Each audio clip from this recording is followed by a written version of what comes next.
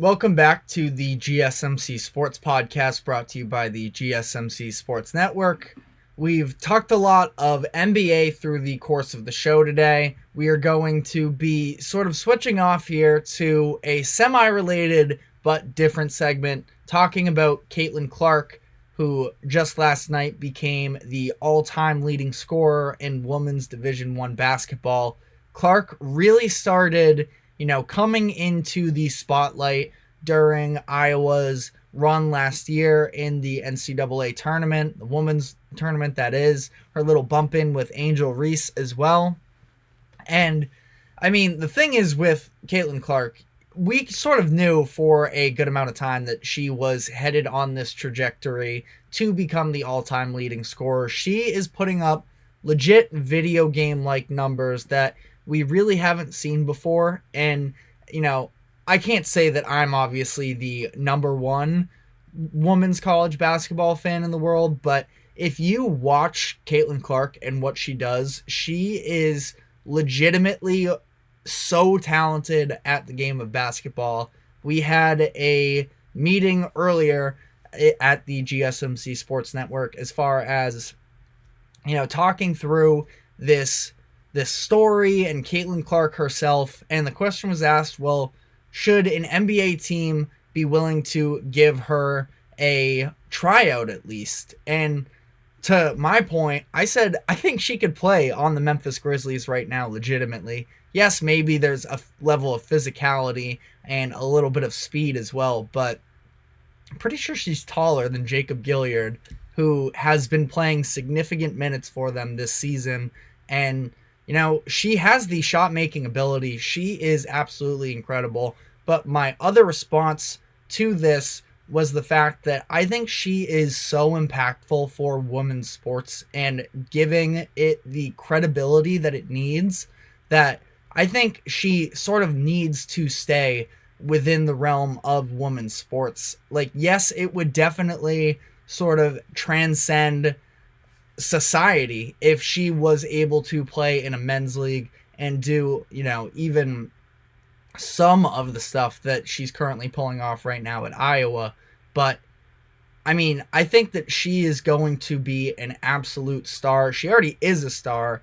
And while there are probably more financial benefits to her, again, this is purely a hypothetical here, but if she were to, make the NBA as a 10th man on probably a, lower end NBA team, I think that she is going to make such an impact on the WNBA. And again, it's not that I've ever been the biggest WNBA guy by any means, but I think that star recognition is a big part of that. That's obviously what draws you and I and most viewers to a certain sport. It's sort of hard to really get in on a sport where you know just about nothing. Familiarity, however you say it, is obviously a big part of that.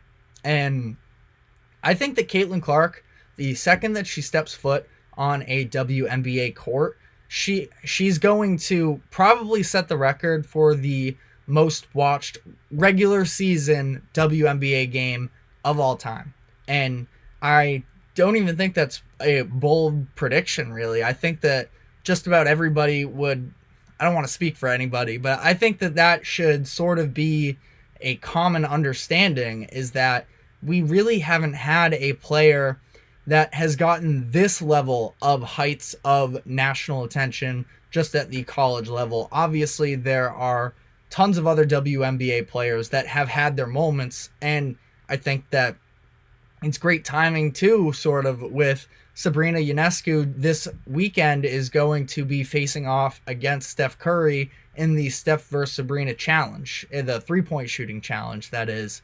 And I think that, that's a great moment too. I think that we should sort of be trying to incorporate men's and women's sports together when they can. I'm not saying combine them, but if we can sort of level the playing field in any way and just help show at least these women's leagues that run on their own that they have tons of talent And again, stars is, I think, the big thing. That's what's going to get you to tune into a sport that you're not heavily invested in. Like, you're going to want to see whether or not, and I forget the woman's name, but the woman, former WNBA player that said that Caitlin Clark, it's going to take her time to adjust to the WNBA. Like, may be very true, but we all are curious to see whether or not that is going to be the case. And I mean, I think it will translate. Just the shot making that she has is ridiculous. I mean, if you haven't seen the clip itself of her breaking the record, it was a fast break, pull up from the logo three, nothing but net. It was crazy. And this is en route to her finishing the game versus Michigan with 49 points and 13 assists. So, again, this is a historic thing, obviously, for the individual sport of women's college basketball.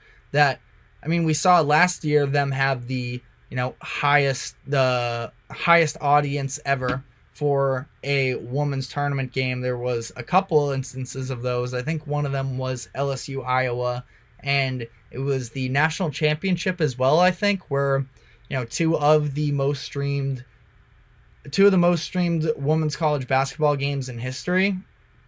And I feel like we're seeing more and more some of these women's college basketball players actually get the national attention. And I know that to some degree there is a level of, you have companies like ESPN and such that are trying to promote the sport for their own ratings and all of that. But the fact that there are actual really talented players that are worth marketing and they can actually draw some sort of attention. Juju Watkins, I think, is the other player, and it's one of those red teams. I want to say it's USC.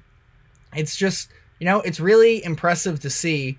And I am sort of excited to see how the future of this goes, because you look at the WNBA, it's not like they have to be stepping on the toes, stealing any sort of viewership from men's sports. They take place during the summer. I think into the fall is maybe when the playoffs take place. Again, I feel like I'm discrediting myself a little bit by the fact that I admittedly have not been the biggest fan, through history, but I want to be. I do want it to be a more compelling thing, and I want the, talent that is out there in professional sports to be highlighted. And this is sort of an opportunity, I think, for Clark herself and the league to make that jump, because ESPN is putting all these extra games on national TV and sort of directing our attention towards it, that if it's a good product, it is better for everybody. I know that there's the group of people out there that are just pessimistic and very negative and like to see other people, other things fail.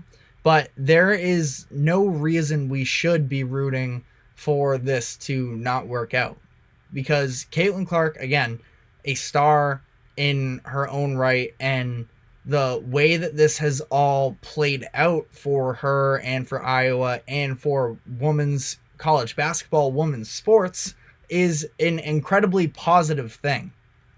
And I think that it is awesome that we're going to have a Steph versus Sabrina 3-point shooting contest to, again, just, merge a little bit. We can still appreciate, the differences between men's sport and women's sports, but that shouldn't discredit what either of the two do. And I think it's pretty cool of Sabrina to, take the men's 3-point shooting line, to use the same ball as Steph Curry, like even the playing fields, because no, you're not seeing Ja Morant like dunks in the WNBA, but that doesn't mean that there is a lack of skill, a lack of talent, anything like that. So I guess this is all just sort of a way to say that we should be looking to appreciate greatness is something that I always sort of, yes, it's extremely corny, I'm aware of that, but it's something that, I, as a sports fan, as somebody who has a career within sports media, I am looking to celebrate the maximum amount of amazing and awesome things in the sports community. What Caitlin Clark is doing is nothing short of amazing. And again, if you actually watch how she plays basketball, there is such an elite level of skill that sort of transcends all of our typical expectations, maybe from an outside perspective of what this sport actually does have to offer. And it's an incredible thing that we're witnessing. We still have, another month plus of the season to go here, so she can only continue to add on to this all-time record.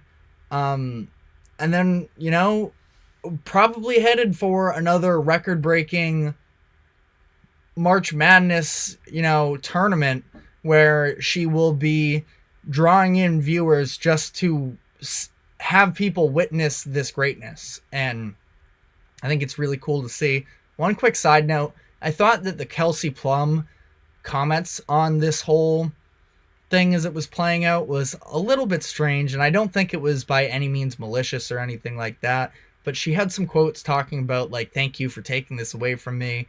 This is something that, was going on during the lowest points of my life, so I'm almost glad to be relieved of it. I'm paraphrasing right now. I don't want to, misspeak or anything. I just thought that it was almost a little bit of a weird way to sort of congratulate her on this, and then she prematurely congratulated her the other day before she actually broke the record. It was just a little bit strange in my point of view, but again, not like it was any sort of a big deal or anything like that. But that is about all I have on this segment and for the show today. Thank you very much for tuning in. Thank you to the GSMC Sports Network for allowing us to host this show. You can catch the full episode on audio platforms as well as the individual segments on YouTube. So check those out. A reminder to like and follow wherever you do. Keep up with us, and we will be back on Monday. So have a great weekend, and we will see you then.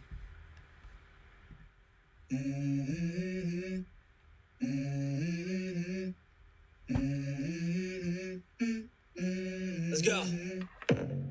I wake up to a little bit of drool on my pillow, feel like it's gonna be a bad day. Yeah, I'm tired of shit, and the coffee ain't hit yet. Damn, ain't that great.